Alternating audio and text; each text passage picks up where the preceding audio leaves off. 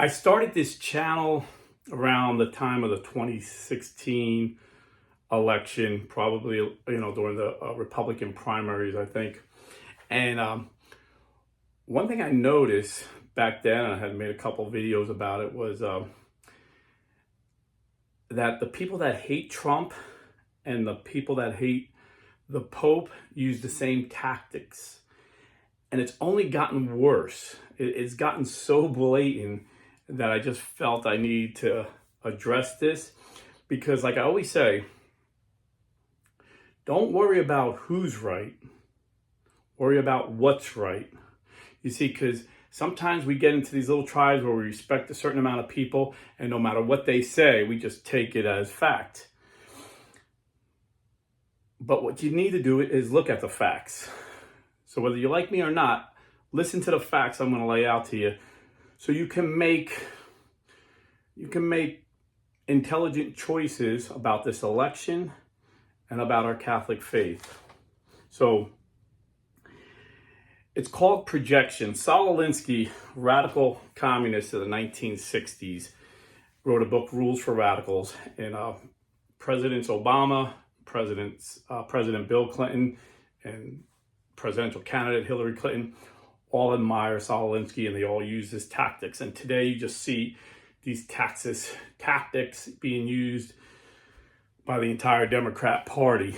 And one of the tactics is projection. Saul Alinsky said, accuse your opponent of what you are. Accuse your opponent of doing what you're doing, to confuse the masses. Another one he said that they use a lot is, the issue is never the issue. And destroy your opponent's character. Don't try and win an argument. Just make him so unacceptable and so horrible that no one's going to even listen to your opponent's arguments. So quickly, how they do this to Trump. They project who they are. Trump's going to be a dictator. Trump is a fascist. When in fact, Trump was president 4 years, and the left was mad because when we had the pandemic, he didn't act like a fascist. They wanted him to lock down the whole country, and he said, no, each governor will do what's best for his state. And in fact, when Biden came in, he acted like the dictator and fascist. Remember, he gave that angry speech where he threatened half of America and said, you're an evil person if you don't take this medicine, this jab, and you're going to lose your job. And he made it like mandatory. People were having to leave the military because they refused to take this experimental medicine. People were losing their jobs. That was dictatorship. They say, now they're saying when Trump wins, he's going to jail his political opponents and censor speech. And this is exactly what they're doing. When Trump was president, he didn't do any of that. Hillary Clinton was dead to rights. FBI Commissioner James Comey said she was guilty of erasing 30,000 emails that he subpoenaed. After he subpoenaed these 30,000 emails, she bleach spit it and literally smashed the computers and phones with hammers and threw them away. And he said at least 10 of those that we know of, maybe more, were top secret. He was saying she was dead to rights. Trump could have convicted her. He didn't even go after her because he knows this is what third world countries do. And censorship, come on. They even censored me after the election. Well, they demonetized me for 6 months because I questioned the election integrity. And they threatened me if I talked about it again, they would pull me off. And they did pull a lot of people off. They deplatformed a lot of people. Talk about censorship. 51 deep state intelligence officers said the Hunter Biden laptop was Russian disinformation. Now they all admit that it isn't. But that swayed a lot of voters right before the election. Mark Zuckerberg came out and said he was pressured by the Biden administration to censor speech about the pandemic from highly respected doctors and scientists. He couldn't allow them on Facebook. And you've seen YouTube pull down a lot of videos because the left pressured them. So they're projecting what they are. Hitler. This is the greatest one. There's been no greater friend, no president that's a greater friend to Israel.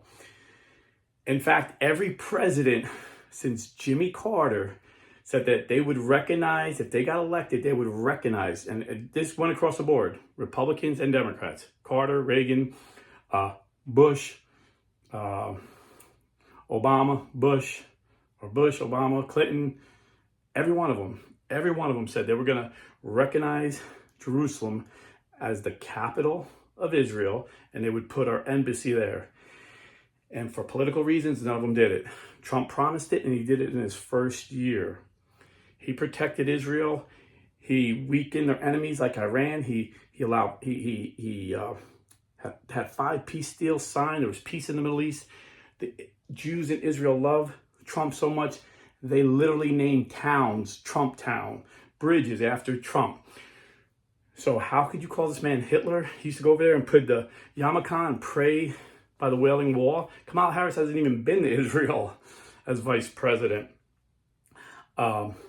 His son-in-law, Jared, is an Orthodox Jew. His daughter, Ivanka, converted to Judaism, and they raised their children as Orthodox Jews.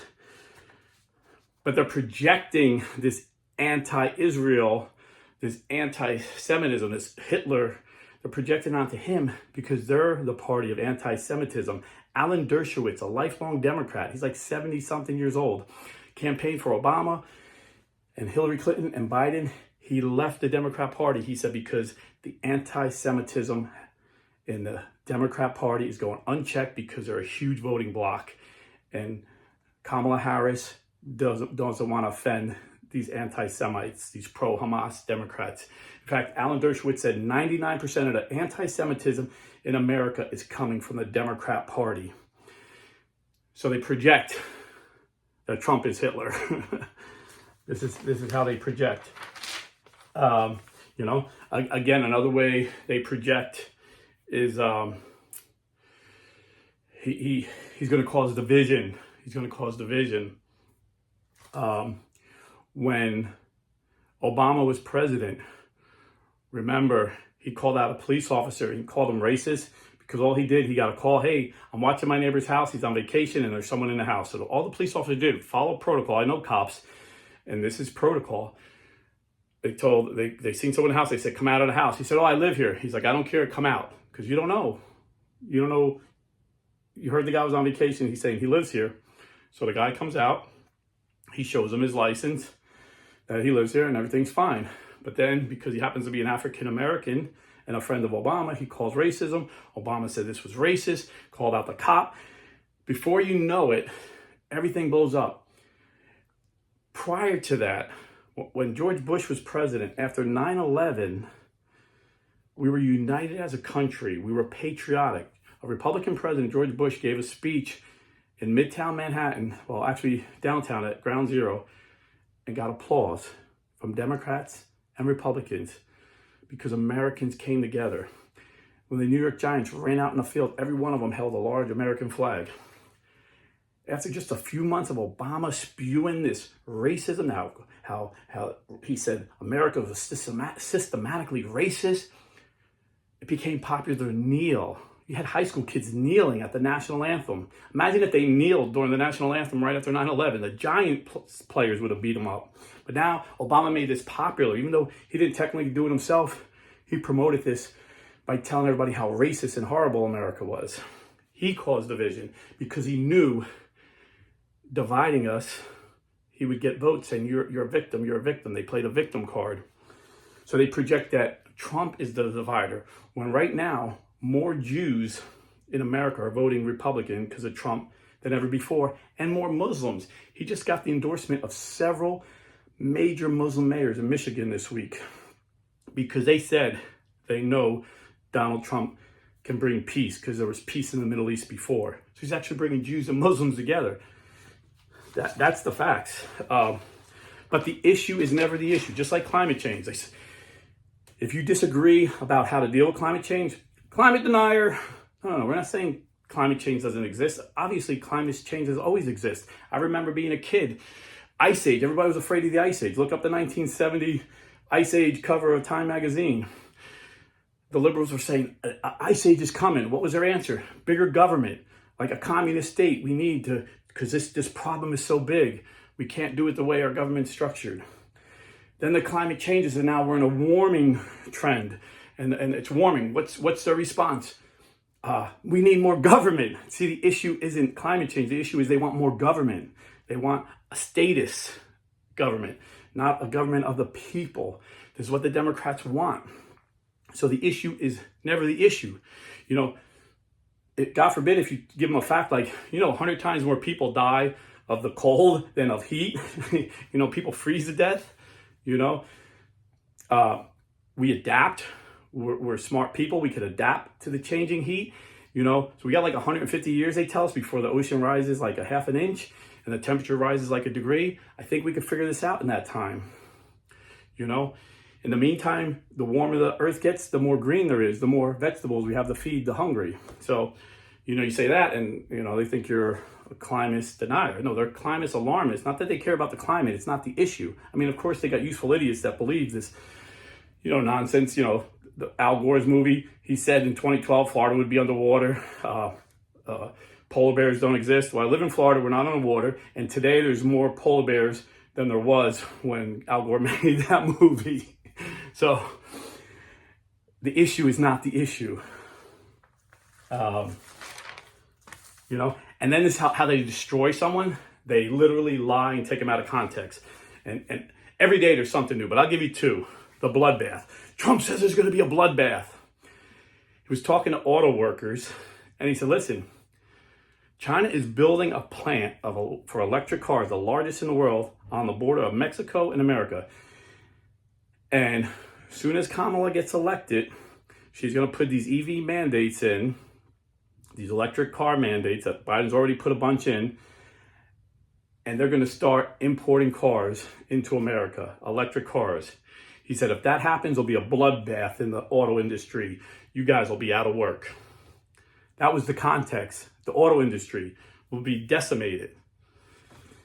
By the way, now that it looks like Trump's going to win, China stopped building that plant because he said he's going to put a 200% tariff on their cars to save the American auto industry. Another one was when he was in Charlottesville, and he said there was good people and there was good people on both sides. They're like, there were KKK and neo-Nazis there. How could he say there were good people on both sides? Well, I listened to the whole speech, and what he said was, there's some bad people here.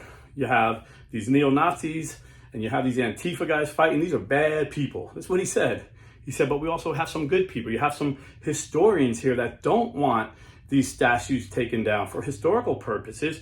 And you have some civil rights leaders here that think it should be taken down because of emotional reasons, or symbolic reasons, rather. That was the context. So the issue is never the issue. What they project you are.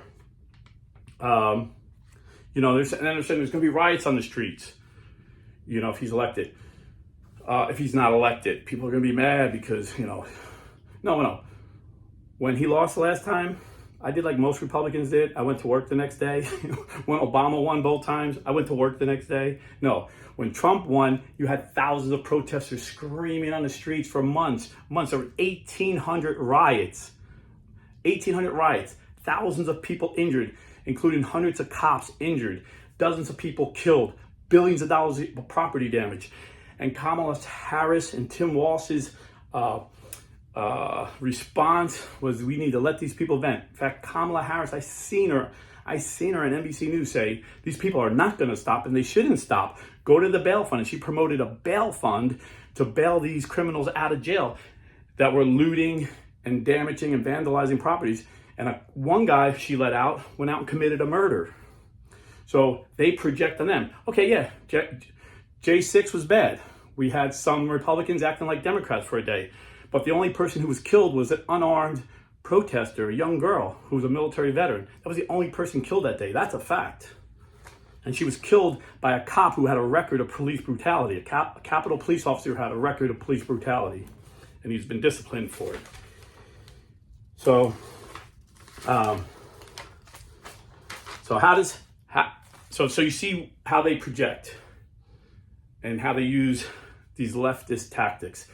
And I see the same way with Pope Francis. For example, I heard Taylor Marshall say, Pope Francis, when it was asked about Roe v. Wade, he said, I don't understand the judicial law in America, so I can't give you a judicial answer about Roe v. Wade. And then he just started bashing Pope Francis. I'm like, what are you talking about? That was the first part of his statement. The second part was, I'm no lawyer. This basically said, I'm not a lawyer. I don't understand American law, the judicial law of Roe v. Wade. But killing a baby is always wrong. Abortion is always wrong. And then he goes on and gives you the science, because he's speaking to atheist liberal journalists. He gives the science, because they always say follow the science. So he shows them the science that a baby is a baby and not anything else. So an abortion is taking a human life. Then I see another one who's like, Pope Francis says homosexuality is not a crime. And he starts bashing him and talking to him like he's some scumbag on the street. I was like, whoa, you're talking about the Pope, bro? And you call yourself a Catholic and you talk to... I was like blown away. And he's like, he says it's not a crime. And he starts reading all the scriptures, Romans 1, homosexuality is a sin, Leviticus, I think 1 Timothy. How can he not see this? And everybody in the comments are like, talking about him so disrespectful, and he's not correcting him. When the whole statement was this, he actually said homosexuality is a sin, but homosexuality isn't a crime. And the reason he said that is because he was in a conference with Muslim leaders of Muslim countries. And he said, you got to stop killing people just for being homosexuals. I agree with you. Homosexuality is a sin, but homosexuality is not a crime. So you see how the Pope haters take the Pope out of context? And I can go on a dozen more examples like that. And just like the people that only watch mainstream media and believe everything about Trump, and they're always gaslighted and angry, like, we got to stop this guy. And that's why when he wins, they're going to freak out. They're going to be crying on CNN like they did last time. The same thing with the Pope. These people, these grifters are getting so much money and so much fame from bashing Pope Francis and saying, I'm a Catholic too, but Pope Francis isn't Catholic. I'm more Catholic than him. And they're constantly gaslighting their followers, and their followers aren't listening to guys like me. They're listening to the fake news, fake Catholic news, and they're getting gaslit. Like, I can't believe this Pope. And they have no peace. They're hating the church. Some of them are becoming Protestant. Some are Orthodox. Some are going into schism and saying the Pope isn't the Pope. Meanwhile, these grifters are laughing all the way to the bank, And again, they project because they don't believe in tradition. They say Pope Francis doesn't believe in tradition. Pope Francis doesn't believe in tradition because they are sinning. And according to canon law 1404 and 1373, they're sinning every time they bash the Pope on YouTube. They say the Pope is sinning, the Pope is a liberal, but there's nothing conservative about bashing the Pope. I looked through all tradition when I became a Catholic. I don't see this in tradition, and we're going to get to that. In fact, according to a study, this was published in The Pillar, they're saying this new, okay, well, first let me tell you the issue isn't the issue. The issue is in Pope Francis because they hate Pope St. John Paul II just as much. Taylor Marshall said this, and I quote, Pope John Paul II and Pope Paul VI aren't saints because they're holy. They're saints because Pope Francis, wanted to canonize Vatican II. You see, that's the issue. They hate Vatican II. So they bash all the popes since then. They call Pope JP2 II, St. Pope John Paul II, a liberal, just as much as they call Pope Francis a liberal. See, the issue is in Pope Francis. The issue is Vatican II. And they will say, the church has become so liberal. But hey, here's a fact. There's an 18-page report issued by the Catholic University of America in Washington, D.C. that said, when priests were asked to describe their theological outlook on a spectrum from very conservative/orthodox to very progressive, none ordained after 2020 described themselves as very progressive. The report included a graph showing that the portion of priests who identified as somewhat progressive or very progressive fell from almost 70% among those ordained in 1965 to 1969. This is pre-Vatican II. So the pre-Vatican II priests were 70% libs. There were no libs post-Vatican II now. In fact, less than 5% ordained in 2020 or later consider themselves liberal. Simply put, the portion of new priests, and even politically, researchers said there was a similar drift away from political liberalism and toward conservative positions. So before Vatican II, most priests were liberal politically and liberal theologically. After Vatican II, it flipped. So who's the liberal? You see what I'm saying? They're calling us the liberals. They're projecting. They're the liberals. You don't see saints bashing the Pope. That's liberal. That's what St. Pius X called modernism. Read his letter, Love the Pope. Look up St. Pius X, Love the Pope. He explains modernism. It's people that bash the Pope. Simply put, the portion of new priests who see themselves as politically liberal or theologically progressive has been steadily declining since the Second Vatican Council and has now all but vanished. Oh, so the Holy Spirit didn't make a mistake with Vatican II. Gee whiz. They think the Holy Spirit made a mistake. In fact, in 2023, there were 3, and 3 is too many, clergy sex abuse allegations in the Catholic Church. In 1962, there was 1969, 6,000, this is the end of Vatican II, 6,155. See, the issue is not the issue. They say they want to go back to tradition. They don't want to go back to tradition because Vatican II, the Holy Spirit led the church to go back to tradition, back to the tradition of evangelizing of the first few centuries. The church got stale. We weren't evangelizing. My parents and grandparents they were all Catholics. I would not say they were evangelists. I wouldn't even say they were religious. They hardly ever went to church. The church was dying. The Holy Spirit blew through the church and said, let's go back to the first few centuries where evangelization was prominent. And we called it the new evangelization. And you hear these Pope haters make fun of the new evangelization. It like blows my mind. But that wasn't the only tradition they went back to. They went back to the tradition because they want to evangelize to saying the Mass in the language of the people. That's what they did in the first 4 centuries. The only reason they went to Latin was because that was a universal language of the world, so they could reach more people. And they went back, they got really radical. They went back to the first 1,000 years of the church and allowed communion in the hand. That's really radical. That's tradition. They went back to the tradition of having permanent deacons like St. Stephen, who was our first martyr in the New Testament. St. Lawrence, Deacon Lawrence, in the 3rd century, who was martyred for the faith. St. Francis Assisi, these were all deacons. By the time 1962, the Missal 1962 came around, there were 0 permanent deacons. Now we have over 50,000 permanent deacons. See, the issue wasn't tradition. The issue is the 1962 Mass. The 1962 Missal is what they want. That's what they're fighting for. Not the tradition of the Mass in the 1st, 2nd. You read the Mass that Justin Martyr explains in 150 AD. It sounds way more like the Novus Ordo Mass than it does the 1962 Missal. You can Google it. It's clear as day. I did videos on it. So the issue is never the issue. The projection is they are liberals and they want to project that Pope Francis is a liberal. And there's no greater proof than Pope Francis has been a success. Like I said, in 2023, there were 3 allegations of sexual abuse in the Catholic Church. In the city of Chicago public school system that same year, there was 3,100 allegations of sexual abuse from the public school teachers. And the reason you've seen, not only were the priests more progressives before Vatican II, they were more gay. There were a lot of gay priests back then. Pope Francis has pretty much purged that, right out of the gate.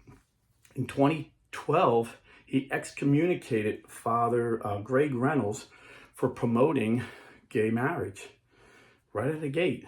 In fact, shortly after that, he was called a homophobe by a liberal website because he told Italian bishops, the church has grace, everybody can be forgiven.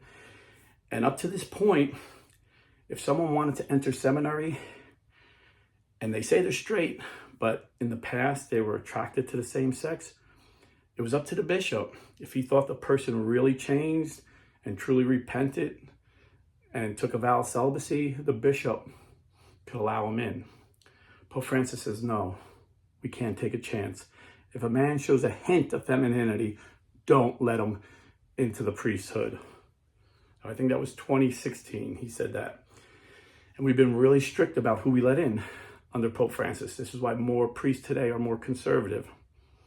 This is why the Catholic Church has grown under Pope Francis 10%, when the world population has only grown 9%. When the Baptist Church is in decline, population, they had 16 million 10 years ago, now there's only 14 million members. Methodist Church is like split in half. Every mainline Protestant denomination is losing members, and the Catholic Church is growing. In fact, since Vatican II, the Catholic Church has more than doubled in size. At the beginning of the Vatican II, there were 600 million Catholics. Today, there's 1.4 billion. So the Holy Spirit didn't make a mistake. When Jesus said to Peter, "You are Peter, and on this rock I will build my church, and the gates of hell will not prevail," he did not lie. If someone is telling you Pope Francis isn't the Pope, rebuke him. He's a liar. If someone is bashing Pope Francis, rebuke him, because that's not the Catholic way. God bless and stay Catholic.